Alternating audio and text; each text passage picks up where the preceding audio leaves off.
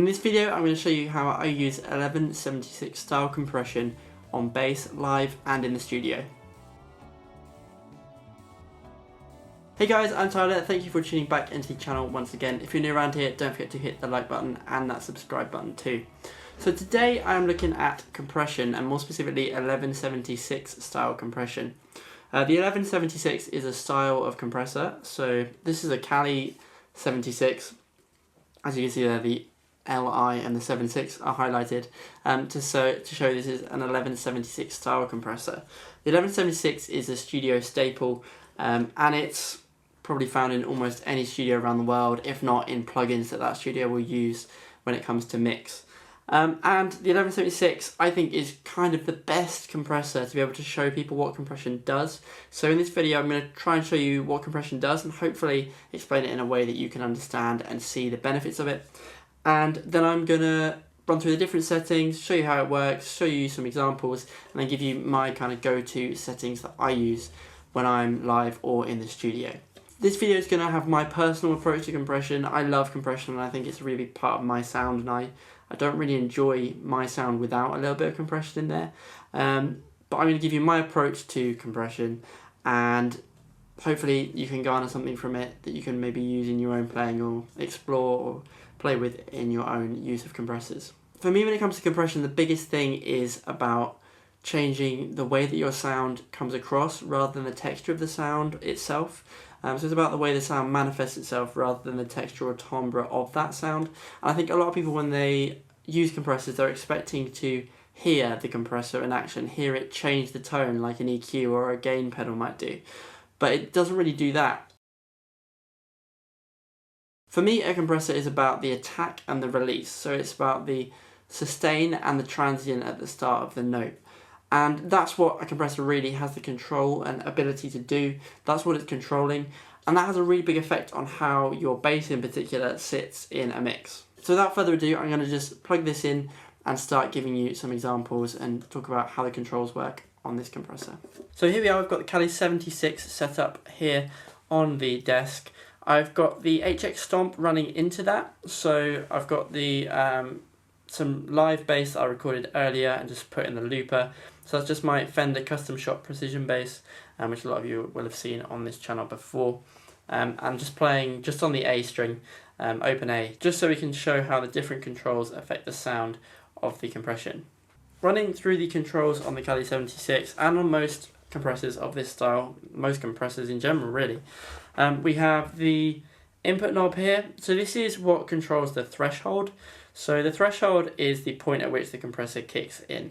So when the bass's signal goes into the compressor and maybe the loudest part of that signal exceeds it, that's when this will kick in. So compression only really comes in once you've exceeded that. And that's when these lights start to light up, because that's attenuating some of the sound.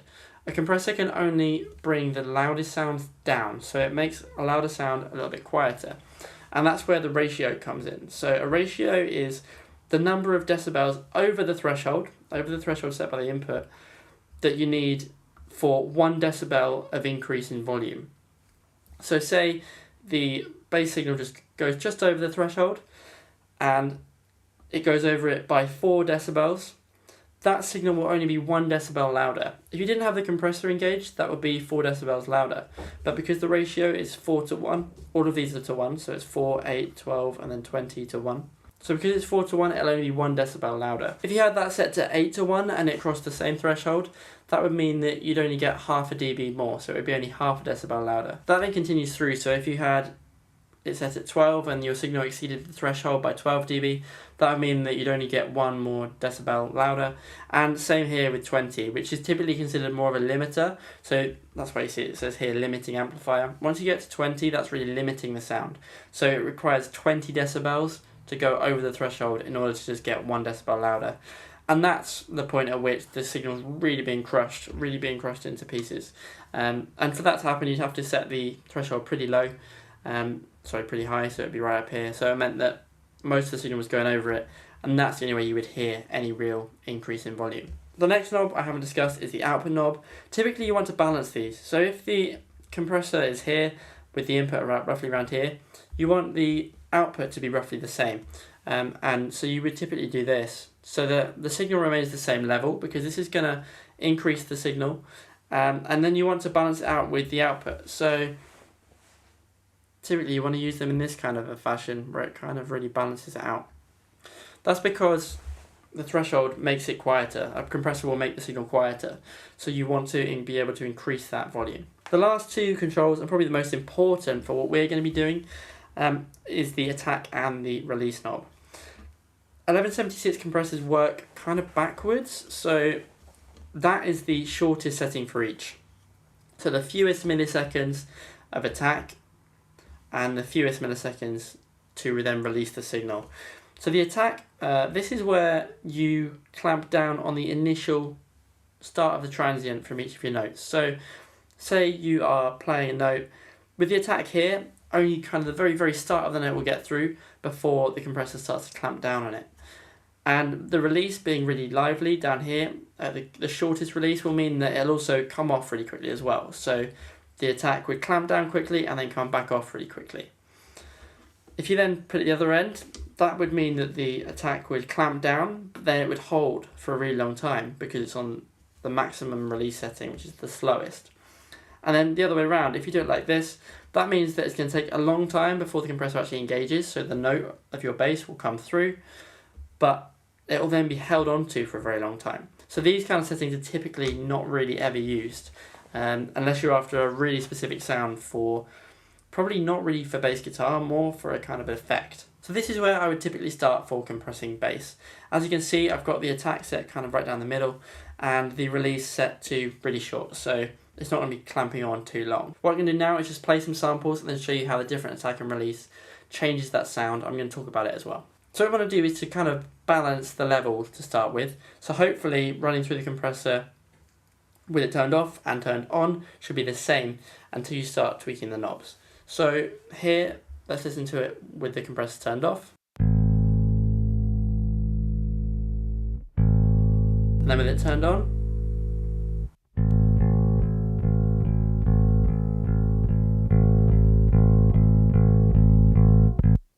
So there's not really any difference in the volume level, not anything discernible anyway. What I'm going to do now is hit play and just start tweaking these knobs and talk to you about why I've done that. So as it stands, it's not really doing anything, so we're going to bring the input up and turn the volume down as we do it.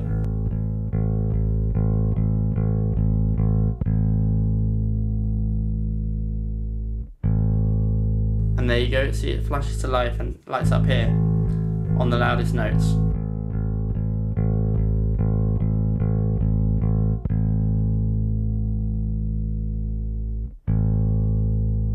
So typically you want to aim for about -3 dB at the most, which is kind of where we are now. So I think sometimes it's hitting the 5, but not too often. So next I'm going to start tweaking the attack, and hopefully you'll hear the difference. So as I bring it towards the front, that's kind of stopped the bloom, the notes not coming through first and blooming.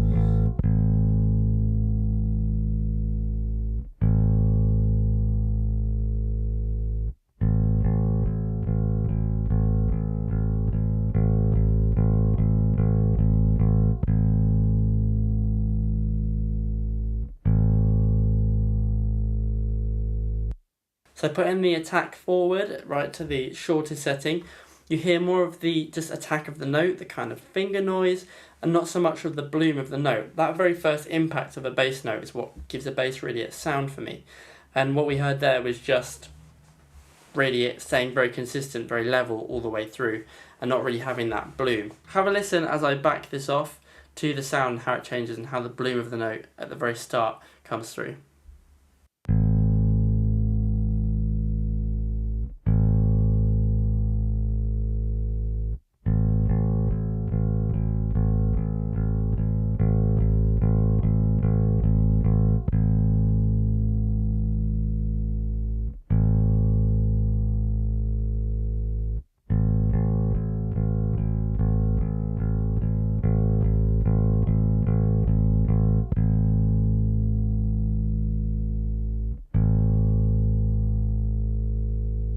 So hopefully there you could hear how that was affecting the sound, and you get that note to start blooming through at the start, and you get that transient without it being clamped down upon. And that's typically, I think, where people go wrong with compression. They either apply that far too heavily, the attack, so that the note doesn't come through, or they just don't get the attack close enough to the actual attack of the note, and so it doesn't really actually have an effect, and then people think, oh, well, it doesn't do anything.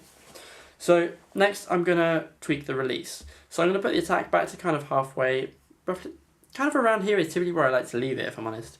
And I'm going to start changing the release, and what you'll hear is that the release will just lengthen the note really. Each note will start to feel a little bit longer and not have as much of a defined end.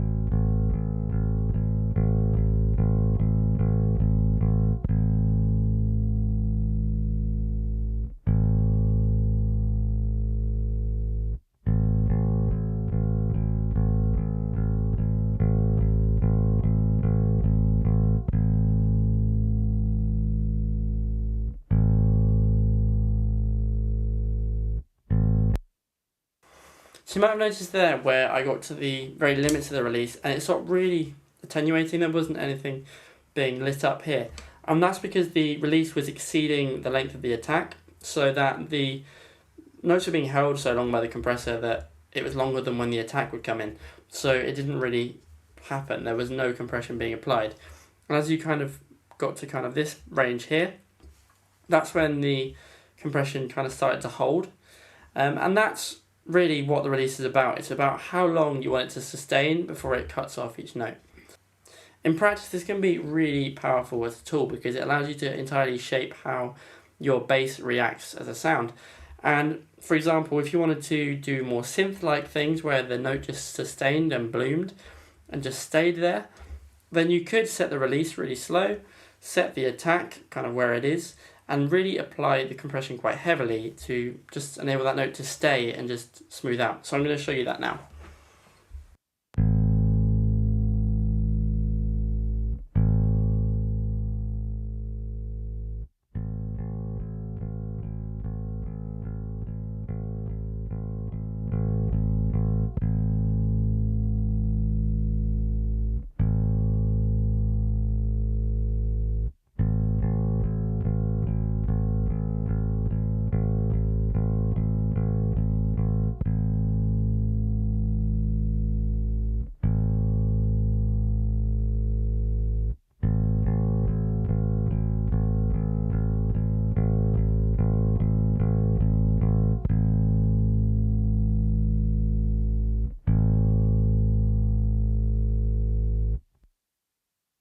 So that's one way you could use it, is to just add kind of unlimited sustain. If you were playing a ballad or something, maybe you might want a really long sustain, and that's what the release is going to give you.